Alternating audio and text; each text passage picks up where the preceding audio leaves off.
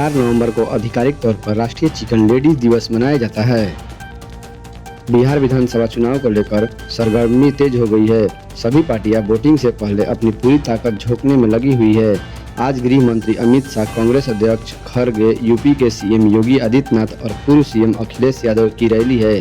इसके अलावा सभी पार्टियों के तमाम बड़े नेताएं बिहार में मौजूद हैं।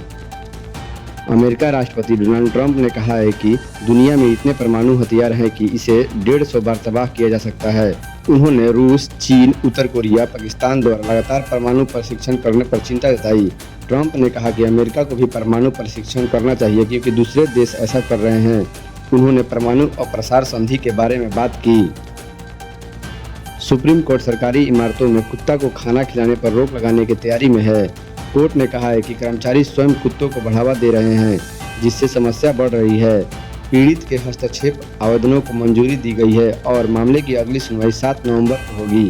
Court animal birth control rules के सख्ती से पालन पर जोर दे रहा है। मुंबई क्राइम ब्रांच ने अख्तर हुसैन कुबुद्दीन अहमद नामक एक व्यक्ति को गिरफ्तार किया है, जो खुद को भाभा परमाणु अनुसंधान केंद्र के वैज्ञानिक बताकर 40 बार विदेश यात्रा कर चुका था। बाद में पता चला कि उसे 1996 में अमेरिका, ईरान और इराक जैसे देशों में भारी विदेशी फंडिंग मिल रही थी। गाजियाबाद के प्रताप विहार में पिज्जा की दुकान पर माइक्रोवेव ओवन फटने से 4 लोग घायल हो गए, जिसमें 3 पिता पुत्र शामिल हैं। घायलों का फ्लोरेंस अस्पताल में इलाज चल रहा है। पीड़ित पक्ष ने पुलिस पर कार्रवाई न करने का आरोप लगाया है। घटना रविवार रात करीबन 8 बजे हुई। भारतीय महिला क्रिकेट टीम ने दक्षिण अफ्रीका को हराकर पहली बार महिला वनडे विश्व कप 2025 का खिताब जीता, जो उनकी पहली आईसीसी ट्रॉफी है। हरमनप्रीत कौर की कप्तानी में यह ऐतिहासिक जीत दर्ज की गई, जिससे भारतीय महिला क्रिकेट शीर्ष पर पहुंच गया। हिमाचल प्रदेश के मुख्यमंत्री सुखविंदर सिंह सुक्खू ने विश्व चैंपियन रेणुका ठाकुर से फोन पर बात की और उनकी गेंदबाजी की प्रशंसा की। उन्होंने रेणुका को 1 करोड़ रुपए का इनाम और सरकारी नौकरी देने का वादा किया।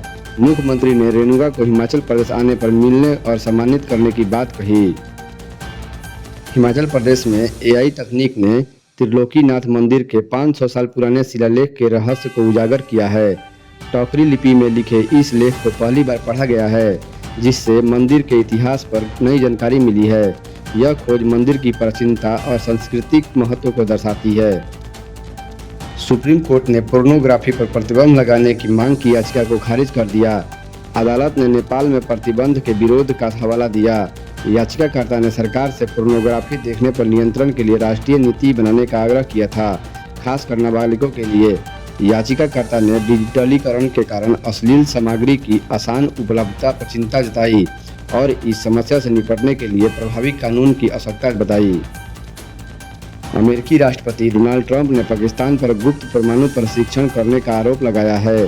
उन्होंने शहबाज शरीफ और जनरल मुनीर पर निशाना साधते हुए कहा कि उन्हें इन गतिविधियों की जानकारी है। ट्रंप के इस बयान से अंतर्राष्ट्रीय समुदाय में पाकिस्तान के परमाणु कार्यक्रम को लेकर चिंता बढ़ गई है।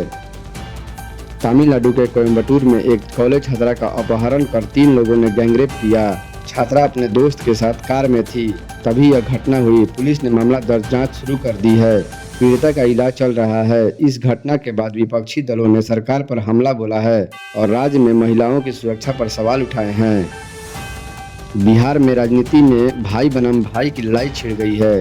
तेजस्वी यादव के महुआ में प्रचार करने से नाराज तेज प्रताप यादव ने महागठबंधन पर हमला बोला है। उन्होंने राहुल गांधी पर तंज कसते हुए उन्हें रसोइया बनने लायक बताया। तेज प्रताप यादव ने तेजस्वी के महुआ दौरे पर सवाल उठाए और राघोपुर में 2 जगह हेलीकॉप्टर उतारने की घोषणा की। भारतीय महिला क्रिकेट टीम ने अपना पहला आईसीसी महिला वनडे विश्व कप जीतकर इतिहास रचा। फाइनल में अमनजोत कौर के शानदार कैच ने मैच का रुख बदल दिया।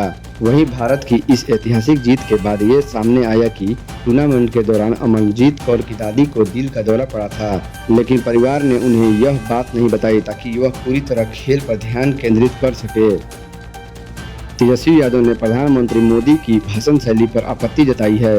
उन्होंने कहा है कि प्रधानमंत्री बिहार का अपमान कर रहे हैं और एनडीए सहयोगियों के साथ गलत व्यवहार कर रहे हैं।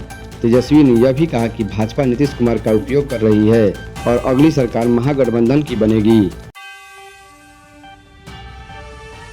प्रथम फाउंडेशन ने शुरू किया युवाओं का सर्वे। निःशुल्क प्रशिक्षण से बनाएगा रोजगार के लायक। पाली ब्लॉक के धर्मदास पट्टी गाँव में प्रथम एजुकेशन फाउंडेशन ने युवाओं को सर्वे का कार्य शुरू कर दिया है। इस निजी संस्था का उद्देश्य 18 से 37 वर्ष के ग्रामीण शिक्षित बेरोजगारों को निःशुल्क प्रशिक्षण देकर उन्हें रोजगार से जोड़ना है। मुंबई स्थित यह संस्था 1994 से देश भर में सोलर, इलेक्ट्रॉनिक्स और नर्स ट्रेनिंग जैसे रोजगार परक कोर्स संचालित कर रही है। संस्था की सजनवा शाखा के प्रमुख रत्नेश बैठा के नेतृत्व में चल रहे इस अभियान में युवाओं का डेटा एकत्र कर उन्हें प्रशिक्षण हेतु चयनित किया जा रहा है, जिसके बाद उन्हें रोजगार दिलाने में भी मदद की जाती है। स्थानीय लोगों ने युवाओं को आत्मनिर्भर बनाने की इस पहल का स्वागत किया है। मुढ़ा पांडे में पोषण भी पढ़ाई भी प्रशिक्षण शुरू। आंगनबाड़ी कार्यकर्ताओं को 0 से 6 वर्ष के बच्चों की शिक्षा पर प्रशिक्षण। मुरादाबाद के मुंडा पांडे ब्लॉक के आंगनबाड़ी कार्यकर्ताओं के लिए पोषण भी पढ़ाई भी प्रशिक्षण कार्यक्रम शुरू हुआ है। इस 3 दिवसीय प्रशिक्षण का मुख्य उद्देश्य 0 से 6 वर्ष तक के बच्चों के समग्र विकास के लिए कार्यकर्ताओं को पोषण और प्रारंभिक शिक्षा के लिए नए तरीकों से स्वागत करना है। बाल विकास परियोजना का मुख्य सेविका रसीम कुमारी के मार्गदर्शन में आयोजित इस कार्यक्रम में सभी आंगनबाड़ी कार्यकर्ताओं ने उत्साह पूर्वक भाग लिया। प्रशिक्षण के अंत में कार्यकर्ताओं का विभागीय दिशा निर्देश दिए गए ताकि वे अपने अपने केंद्रों पर इस अभियान को प्रभावी ढंग से चला सके। सोनभद्र पुलिस की बेहतर पहल, 5 बालिकाओं को पुनः नामांकन कराया, शिक्षा की मुख्य धारा से जोड़ा। सोनभद्र पुलिस ने एक सराहनीय पहल के तहत 5 स्कूल छोड़ चुकी बालिकाओं को फिर से शिक्षा मुख्य धारा से जोड़ा गया। मिशन शक्ति अभियान नोडल अधिकारी डॉक्टर चारू त्रिवेदी ने राजकीय हाई स्कूल विलहती के दौरा कर जानकारी ली कि 5 छात्राएं किन्हीं कारणों से स्कूल नहीं आ पा रही थी। डॉक्टर द्विवेदी ने सक्रियता दिखाते हुए इन बालिकाओं को अभिभावकों से संपर्क किया और उन्हें समझाकर सभी 5 बालिकाओं को नामांकन 9वीं कक्षा में करवाया। साथ ही उन्हें स्कूल बैग भी प्रदान किए गए और उनकी छात्रवृत्ति के आवेदन ऑनलाइन जमा किए गए। इस दौरान बालिकाओं को साइबर सुरक्षा और विभिन्न हेल्पलाइन नंबरों की जानकारी भी दी गई।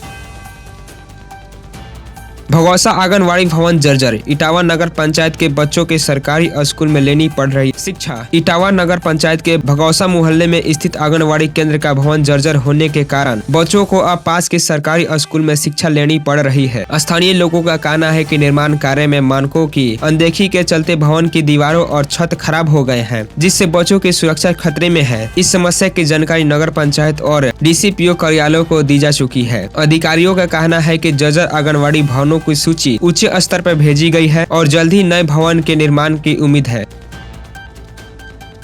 शिक्षा से ही भारत बनेगा विकास, राष्ट्रीय संयुक्त सचिव बेसिक शिक्षा पर बोले, प्राथमिक शिक्षा में हो रहा सुधार। बलिया के नगर शिक्षा क्षेत्र में आयोजित एक शिक्षा उन्नयन गोष्ठी में बेसिक शिक्षा के संयुक्त सचिव वेद प्रकाश राय ने शिक्षा से ही भारत एक विकसित राष्ट्र बन सकता है। उन्होंने प्राथमिक शिक्षा में हो रहे गुणात्मक सुधारों को सराहना की और बच्चों को तकनीकी रूप से समृद्ध बनाने पर बल दिया। इस कार्यक्रम में जिला बेसिक शिक्षा अधिकारी मनीष कुमार सहित कई वरिष्ठ अधिकारियों ने भाग लिया। समारोह में उत्कृष्ट प्रदर्शन करने वाले 16 बच्चों और 16 शिक्षकों को सम्मानित किया गया तथा बलिया जनपद के निपुण जनपद बनाने के संकल्प लिया गया।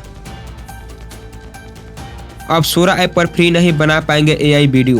ओपन AI ने अपने AI वीडियो जेनरेटिव टूल सोरा के लिए एक महत्वपूर्ण बदलाव किया है। अब यूजर प्रतिदिन 10 से अधिक वीडियो बनाने के लिए शुल्क देंगे, जबकि पहले यह सुविधा निःशुल्क उपलब्ध थी। ChatGPT प्लस यूजर को प्रतिदिन 30 और ChatGPT प्रो यूजर को 100 निःशुल्क वीडियो का कोटा मिलेगा। इस सीमा के बाद यूजर को $4 लगभग 348 रुपए की भुगतान करके 10 अतिरिक्त वीडियो जनरेट करने के विकल्प मिलेगा। कंपनी ने इस नए मॉडल को टॉप मॉडल का नाम दिया है, जो मोबाइल डेटा रिचार्ज जैसे काम करेगा। यह निर्माण AI मॉडल और डेटा सेंटर्स की ऊंचे रखरखाव लागत को देखते हुए लिया गया है। ओपन AI भविष्य में अपनी नई AI सेवाओं को भी प्रीमियम टियर और एड ऑन पैक के रूप में पेश करने की योजना बना रही है।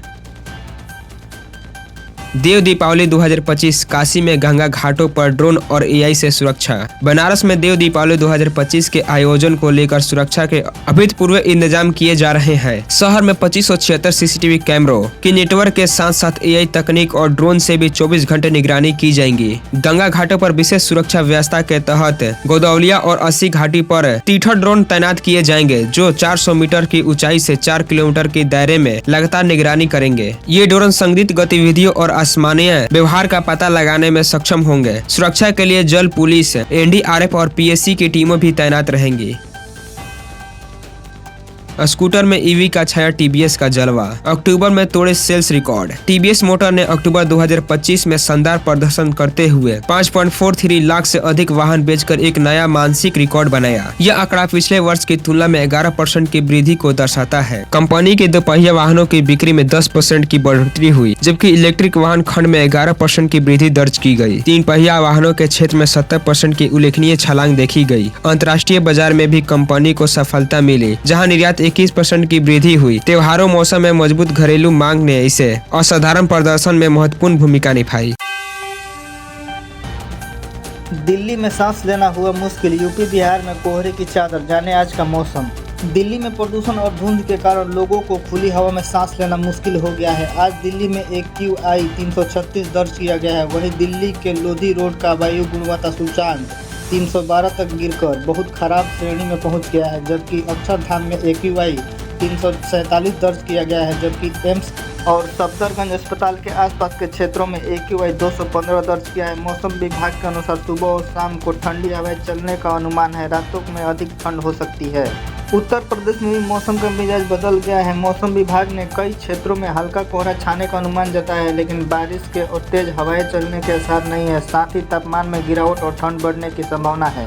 बिहार में आज मौसम शुष्क बना रहेगा। आज पूरे दिन बारिश की कोई आसार नहीं है। हालांकि सुबह के वक्त कुछ जगहों पर कोहरा छा सकता है, लेकिन दिन होते होते आसमान साफ हो जाएगा।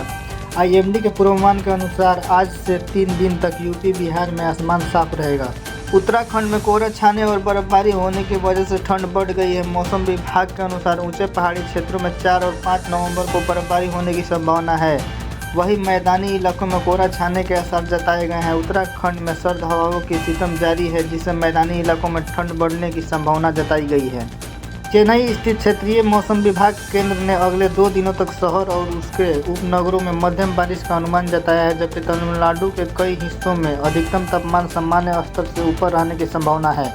हवाएं के रूप में बदलाव, विशेष रूप से पूर्वी हवाओं के मौजूद होने की चेन्नई और आसपास के जिलों के अलग अलग क्षेत्रों में हल्की से मध्यम बारिश होने की संभावना है। बिहार के दानापुर में बेमौसम बारिश से फसलें तबाह। किसान बोले सब चुनाव में व्यस्त है, हम पर कोई ध्यान नहीं है।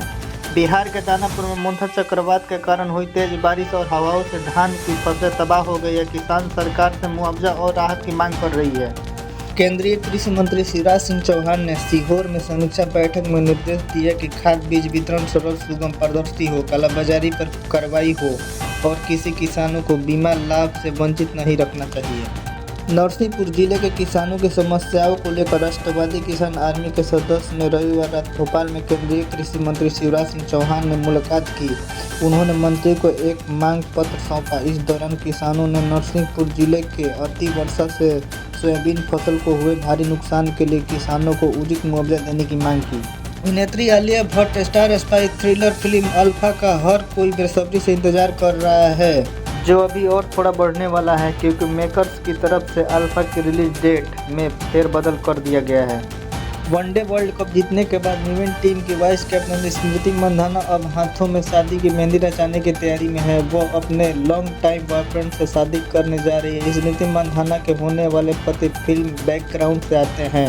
वह जाने माने सिंगर पलक मुच्छल के भाई पलाश मुच्छल हैं, जो खुद भी म्यूजिक कंपोजर और फिल्म मेकर हैं। 89 साल के धर्मेंद्र की हाल ही में तबीयत इतनी बिगड़ गई थी कि उन्हें अस्पताल में भर्ती कराना पड़ा। अब हेमा मालिनी ने पति के हेल्थ अपडेट दी है। जानिए हेमा ने धर्मेंद्र की हेल्थ को लेकर क्या कहा। वो ICU में हैं, हालांकि अभी तक उनके डिस्चार्ज की खबर सामने नहीं आई है। नई टाटा सिएरा में पैनोरामिक सनरूफ दिया जाएगा।